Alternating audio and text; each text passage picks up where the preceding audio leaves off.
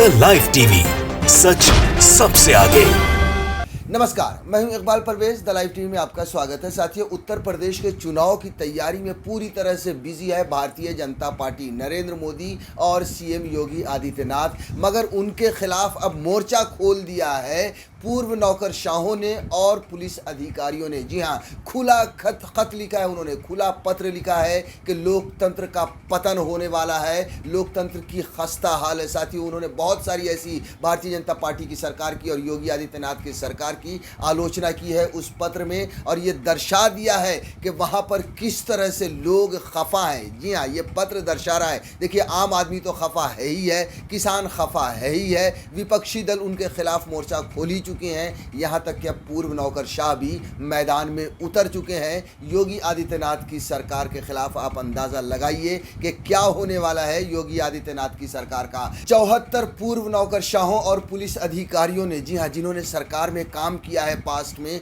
उन्होंने नज़दीक से देखा है कि उत्तर प्रदेश की दशा और दिशा क्या हुई है, किस तरह से भारतीय जनता पार्टी ने प्रदेश में या फिर देश में आतंक मचाया है। यही वजह है कि उन लोगों ने खुलकर मोर्चा खोला है और खुला पत्र लिखा है। साथियों, उसमें बहुत सारी चीज़ों का जिक्र है, जैसे कोरोना में जो सरकार फेल हुई है उस पर भी जिक्र किया है। लेकिन सबसे बड़ी बात यह है कि उन्होंने ये लिखा है कि किस तरह से सरकार और पुलिस ने दमन किया है उन लोगों के खिलाफ जिन्होंने सरकार के खिलाफ आवाज़ उठाई है, योगी आदित्यनाथ के खिलाफ या भारतीय जनता पार्टी के खिलाफ आवाज़ उठाई है। उन लोगों पर किस तरह से दमन किया है, किस तरह से उन पर अत्याचार किए गए हैं और किस तरह से उन्हें जेल में डाले गए हैं। ऐसे कई मुद्दों को उन्होंने अपने पत्र में उठाया साथियों, जो हम एक एक कर आपको अपनी इस खबर में बताने जा रहे हैं। सबसे पहले देखिए, हेडलाइन लिखा है, पूर्व नौकरशाहों ने यूपी सरकार के खिलाफ लिखा खुला खत, लोकतंत्र का हो जाएगा पतन। बिल्कुल, लोकतंत्र का पतन करीब करीब हो चुका है साथियों, लोकतंत्र धरातल में जा चुका है। जी हाँ, बंगाल में जब चुनाव हो रहा था आपने देखा था कि किस तरह से भारतीय जनता पार्टी, उनके प्रवक्ता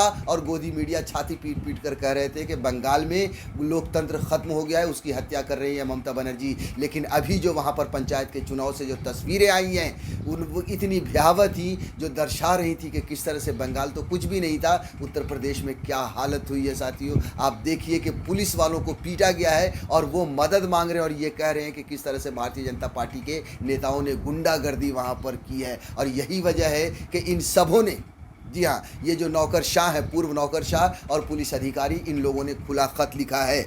74 पूर्व नौकरशाहों और पुलिस अधिकारियों ने खुला खत लिखते हुए उत्तर प्रदेश में शासन पूरी तरह से खत्म और कानून का खुले तौर पर उल्लंघन का आरोप लगाया है। बिल्कुल, शासन खत्म हो चुका है, यह हकीकत है, और पूरी तरह से कानून का उल्लंघन किया है भारतीय जनता पार्टी ने, योगी आदित्यनाथ ने, जो इन्होंने लेटर में लिखा है। साथियों, इस खत का 200 से अधिक प्रतिष्ठित नागरिकों का समर्थन किया है।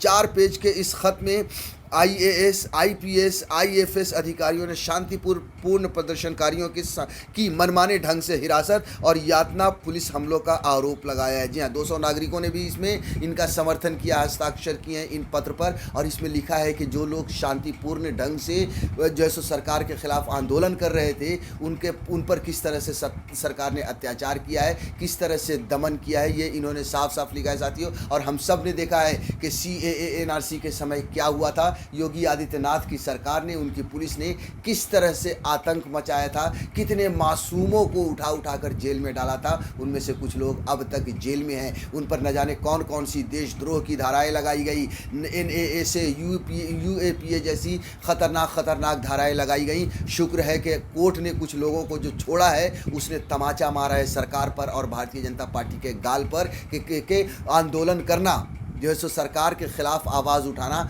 देशद्रोह नहीं है। साथ ही अतिरिक्त न्यायिक हत्या को समाप्त करने की मांग और लव जिहाद के खिलाफ कानून के जरिए मुस्लिमों को निशाना बनाए जाने के आरोप भी लगाए हैं। जी हाँ, जब भी चुनाव आता है तो इस तरह की चीज़ें शुरू हो जाती हैं साथी। और लव जिहाद पिछले कुछ समय से भारतीय जनता पार्टी ने और योगी आदित्यनाथ ने लव जिहाद को बहुत ही बड़ा एक मुद्दा बनाकर देश और दुनिया के सामने पेश किया कि लव जिहाद हो रहा है। मगर हकीकत आप देखें तो लव जिहाद ऐसी कोई चीज़ नहीं, मुझे तो मेरी समझ में नहीं आती। हमने बहुत सारी इंटर रिलीजियन मैरिजेस देखी हैं, जहाँ पे अपनी मर्जी से लोग शादी करते हैं, दो धर्म के लोग एक साथ रहते हैं, सैकड़ों हज़ारों लाखों की संख्या में लोग रहते हैं। मगर योगी आदित्यनाथ ने लव जिहाद के नाम पर और योगी आदित्यनाथ की सरकार ने लव जिहाद के नाम पर सिर्फ और सिर्फ नफरत बांटा है और मुसलमानों को निशाना बनाया है। साथियों, जी हाँ, मुसलमानों को खुले तौर पर निशाना बनाया है। आप बताइए कि कौन सी जगह पे, कौन से धर्म में लड़के ने लड़की को धोखा नहीं दिया? क्या हिंदू लड़कों ने हिंदू लड़कियों को धोखा नहीं दिया है?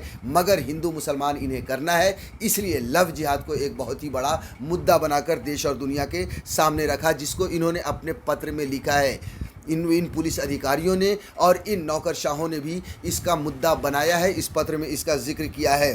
साथ ही कहा है कि गो हत्या के नाम पर और आलोचना करने वालों के खिलाफ राष्ट्रीय सुरक्षा अधिनियम का दुरुपयोग किया जा रहा है। जी हाँ, गो हत्या भी एक बहुत ही बड़ा मुद्दा बनाया है भारतीय जनता पार्टी जब से सत्ता में आई है। सैकड़ों दर्जनों बेगुनाह मुसलमानों की पीट पीट कर हत्या कर दी गई है गो रक्षा के नाम पर। साथियों, आप सोचिए कि अगर मान लीजिए कि कोई आदमी बीफ खाता है या गाय की तस्करी करता है, उसे सज़ा देने का अधिकार किसे है? कानून को है या फिर इन दरिंदों को है जो भगवाधारी, जो आतंकी हैं? क्या उन्हें इसका लाइसेंस दे दिया गया है लोगों की जान लेने का? लेकिन योगी आदित्यनाथ की सरकार में, भारतीय जनता पार्टी की सरकार में इन्हें खुला, समझ लीजिए खुला छोड़ दिया है कि जाओ तुम आतंक फैलाओ और गो रक्षा के नाम पर मुसलमानों को मारो। यहाँ पर जो इन लोगों ने इस मुद्दे को भी अपने खत में लिखा है और अवगत कराया है लोगों को कि किस तरह से योगी सरकार ने या मोदी सरकार के राज में लोगों को गो रक्षा के नाम पर पीटा गया है। आगे इन्होंने स्वास्थ्य के बारे में भी लिखा है। देखिए, राज्य में स्वास्थ्य व्यवस्था के चरमराने और बेशुमार मौतों की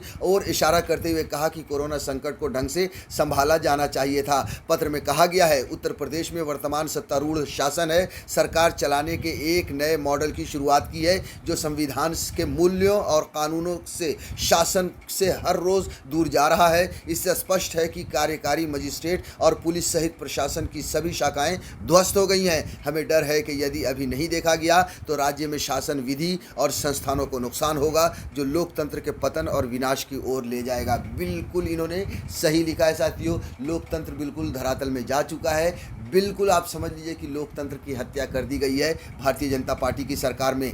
पत्र में हर एक मुद्दों से जुड़ा डाटा और उदाहरण भी दिया गया है। शांतिपूर्ण प्रदर्शनकारियों के खिलाफ कार्रवाई का आरोप हुए केरल के पत्रकार सिद्दीकी कप्पन के मामले का उल्लेख किया गया है। जी हाँ, कप्पन जो केरल का पत्रकार थे, हाथरस की जो घटना हुई थी, जो एक दलित बेटी के साथ बलात्कार और उसके बाद उसकी माँ की हत्या की गई थी, पुलिस ने उसे रातों रात जला दिया था, यानी कि उसे अंतिम संस्कार भी नसीब नहीं हुआ था साथियों। और जब उसकी कवरेज के लिए कप्पन वहाँ गया था, उसे गिरफ्तार कर लिया गया, वो जेल में है। आप सोचिए उस पर कैसी कैसी धाराएं लगाई गई हैं। इसका एग्जाम्पल दिया है इन लोगों ने जिन्होंने पत्र लिखा है साथियों।